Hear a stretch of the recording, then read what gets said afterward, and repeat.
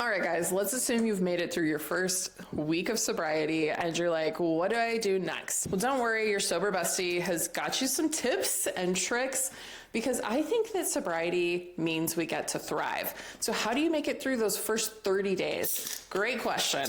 All right, while we dive in, let's talk about this. I have been on this like ordering spree of trying different drinks and they've kind of started to back up. So I was like, why don't I come on and show you guys? So this is a moment. And this is the lychee mint. Please, if I say anything wrong, I don't know, I'm from Utah, okay? This drink is super fun. It's sparkling adaptogens and botanicals. I've actually had this one already, so I do recommend it. I think it's fun. I got it on Amazon, and it's just like a fun like alternative. I like this because it doesn't taste like alcohol. I'm never one to like replace. I just like want the vibes. So we're gonna sip on this while we chat about your first 30 days of sobriety. When I got sober, I knew two big things were happening. One, my entire life was being turned upside down, and two, I had to do things differently. So I'm gonna share with you guys today my top 8 things that helped me through the first 30 days of sobriety. Number one, I did a complete and total overhaul of my life. I knew that so many things had to change. So I got really honest with myself and I decided what could stay and what had to go. Here's a pretty straightforward example of what that looked like. I used to crack one open like I just did now, but it would have been a can of wine. Yes, I was drinking canned wine, you guys.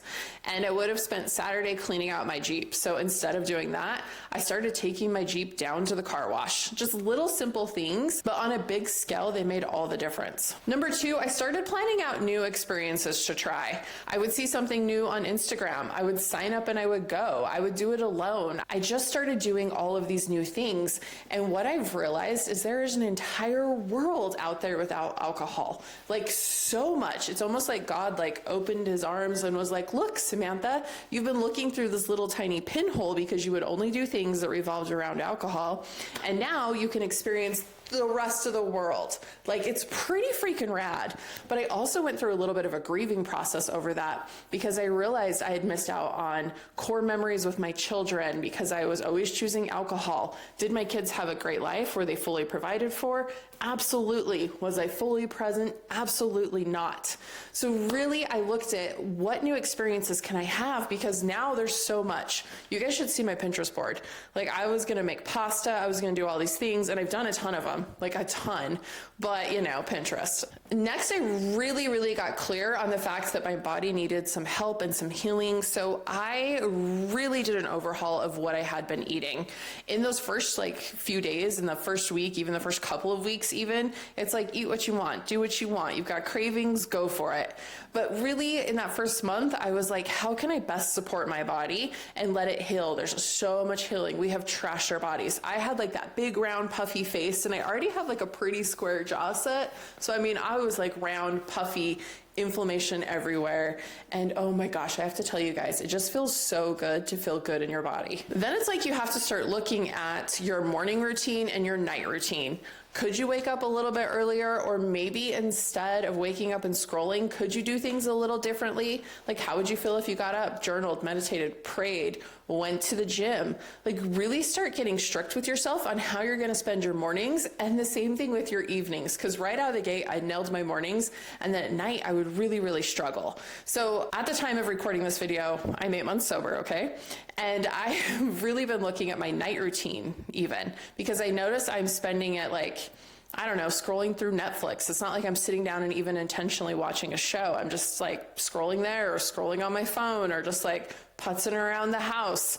And I know that I can do a lot better because that stuff doesn't make me feel good. If I need a night to zone out, totally give yourself permission, but I know I can thrive at night as well. And this is a trick that like, I wanna like scream from the rooftops and you guys are going to love it.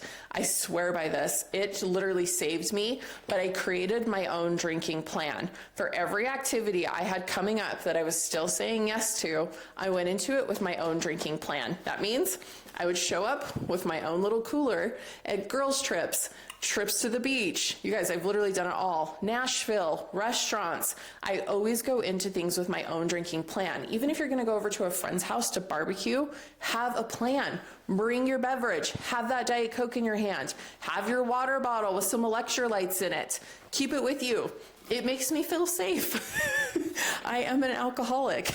I want to have that drink in my hand. I also think it does something magical, like I'm sure there's some science behind this, where it almost like tricks my brain. I've given my brain a job. I've given that alcoholic part of me a job. And I'm like, look, we've got our drink. We've got the plan. We're totally good. Boom, bada bing, done. It's super important for you to give back to your body. So just like eating healthy, try new workouts. Like it could be something simple. Maybe you start taking the dog, or in my case, the dogs, for an evening walk. Like just do something to move your body. I know it was divine intervention when I took up running 1 month before my sobriety date. I had never ran before. I'm not a runner. Well, now I am. I can confidently say I am. I've even finished races at this point. I have a running plan. So I'm a runner now, guys. It's kind of fun. But a month before my sober date, I was like, I'm gonna try running. And my husband was like, what? You've never ran. In fact, you make jokes about running. And I was like, I know, I'm just gonna try it. I couldn't even run a whole minute straight, like 1 minute. Now I can run several miles without stopping. That saved me. But you guys, you might be like, running? Ugh, I get it. Because last year me would have been like, there's no way that you're running a race this month for your birthday, for your 40th birthday. And I'd be like, wanna bet? Hold my beer. Just kidding, hold my moment non-alcoholic sparkling adaptogen and botanical drink.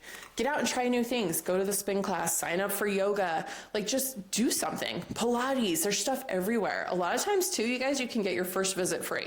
And don't forget to set all the milestones. Celebrate all of it. Set milestones for yourself. Set goals. This is a whole overhaul of your life. It feels like you're removing one thing, right? But you're gaining all of these things, and the perspective will hit you hard when it hits. Go ahead, come back, comment on this video, and you'll be like, you're right, you're doing a total overhaul. So set some really big goals. There have been numerous times, even just in the last week, where I have said to people close to me, either my team, with my business, family members, close friends, I have said to them, this is the first time in my life where I can actually see that this is working. And what I'm talking about is the goals that I'm setting. This is the first time I'm actually seeing myself achieve them.